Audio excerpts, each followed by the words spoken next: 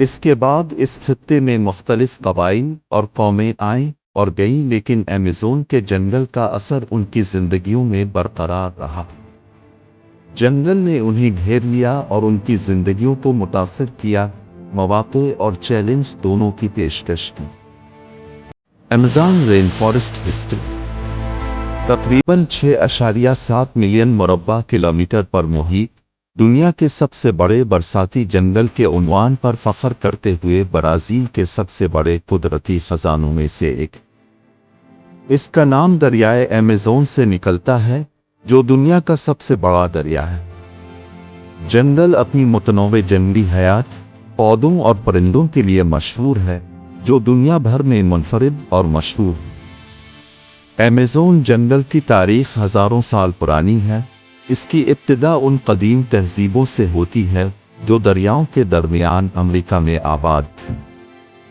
یہ قدیم لوگ بنیادی طور پر بڑے ٹیلوں کے اوپر رہتے تھے اور فطرت کے ساتھ قریبی رشتہ برقرار رکھتے تھے۔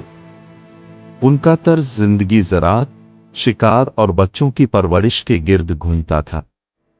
اس کے بعد اس خطے میں مختلف قبائل اور قومیں آئیں اور گئیں، لیکن ایمیزون کے جنگل کا اثر ان کی زندگیوں میں برقرار رہا۔ جنگل نے انہیں گھیر لیا اور ان کی زندگیوں کو متاثر کیا، مواقع اور چیلنج دونوں کی پیشکش کی۔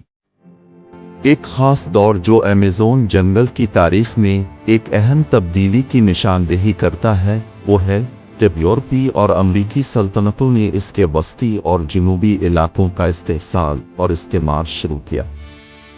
ان کا مقصد زرعی اور معدنی وسائل کی تلاش تھا، جس نے جنگل کو ایک انتہائی خطرناک موقع میں بدل دیا۔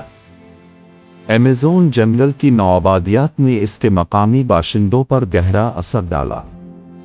ان کا روایتی طرز زندگی درہم برہم ہو گیا اور وہ معاشی استحصال اور کمزوری کا شکار ہو گئے۔ مزید برآں، جنگل کے زیادہ تر خزانے تباہ ہو گئے، جو دنیا کے لیے ایک منفرد ماحولیاتی ورثہ ہے۔ آج، تحفظ ایجنسیوں اور حکومتوں کی طرف سے ایمیزون جنگل کو محفوظ رکھنے کے لیے متعدد اقدامات کیے گئے۔ بین الاقوامی تحفظاتی تنظیموں اور غیر سرکاری کوششوں نے اس کے تحفظ میں اہم کردار ادا کیا۔